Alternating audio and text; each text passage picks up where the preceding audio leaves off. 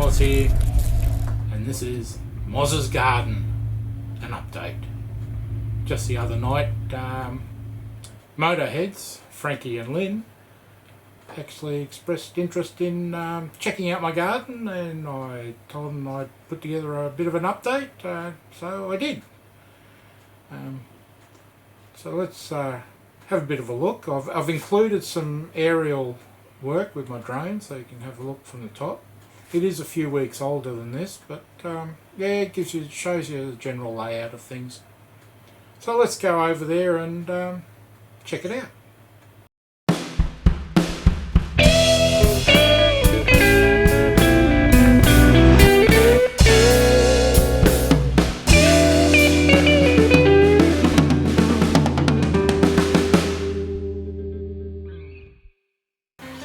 And welcome to my garden. A veggie garden, that is. What have I got here?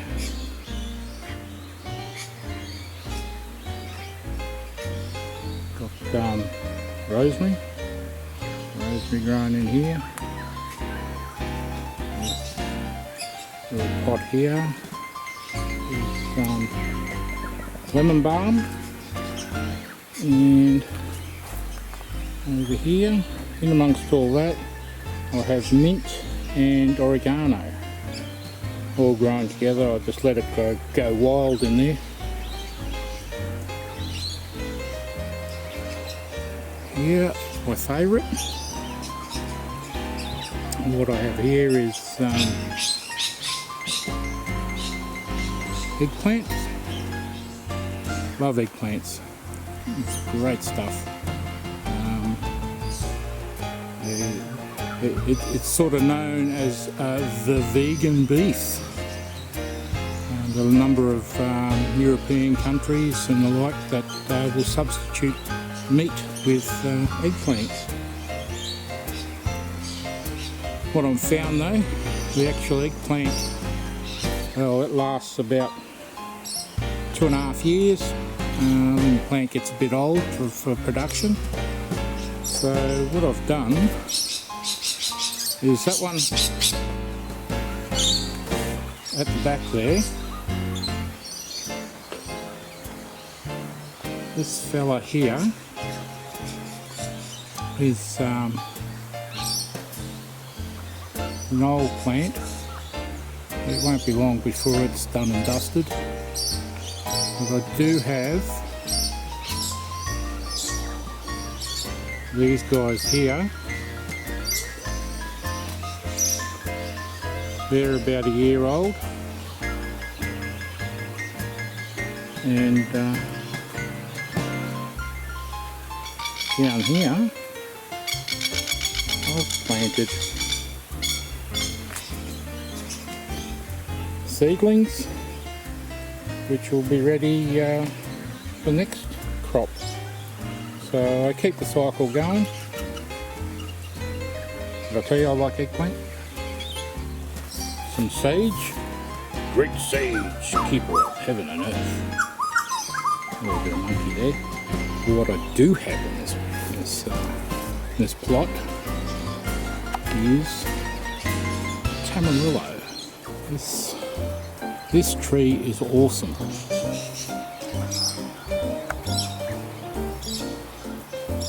It fruits all year round, and there's always varying stages of fruit. So you can see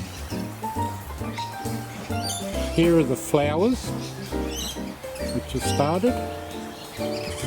On top of that, there's the fruit itself, which is green still. Up here, not sure if there's enough light to see that, but they're starting to go purple, so they're on their way to ripening. They'll go fully purple. They're still not ready until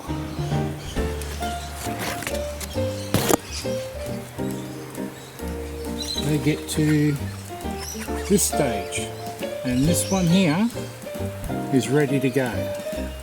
And this tree is like this all year round. It's awesome.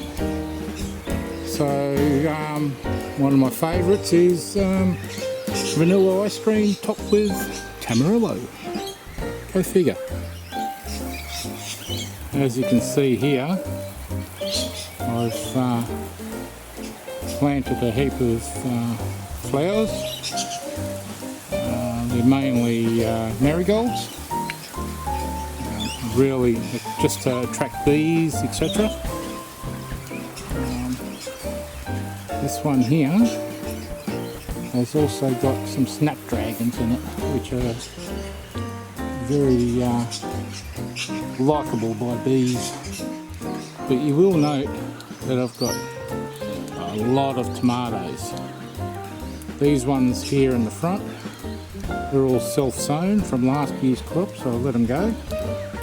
And if we wander around through here, I have planted a heap more tomatoes. And some tomatoes and basil over here. There's the tomatoes. There's the basil. Basil grows really well with tomatoes. They complement each other, not only in cooking but also in growing. Now you may ask why I plant so many tomatoes. Well, I make passata every year. So I grow tomatoes, make my passata, bottle it, and that gives me about a year's supply of cooking sauce, Italian cooking sauce. So it's much nicer than the bought stuff. Yeah, and that's what I do. This area is my green leaf area. I've got heaps of variety of lettuces in there, kale, silver beet, endives. At the end I've got a few radishes, I'll show you that later. Lots of palms, I hate palm trees.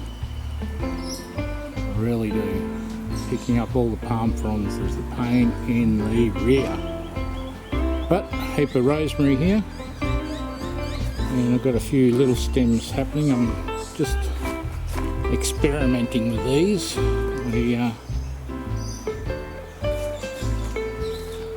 What I've done here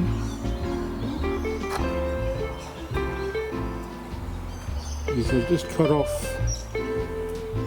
some of the stems from the one next to it and basically just stuck it in the ground and see what happens. And you can see this one here, I did this probably about 3 weeks ago and it's still surviving, so I might get another plant out of that. This here is an Indian chili plant, which is doing reasonably well actually. I'm surprised. Might be able to see it there. Chili in there, if I can get him close enough. There he is.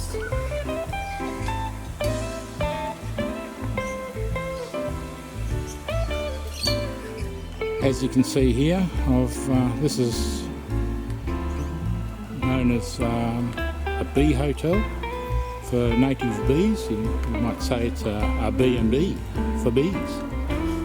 A number of native bees are solitary, so you know they might move in and find themselves a home in these B&Bs.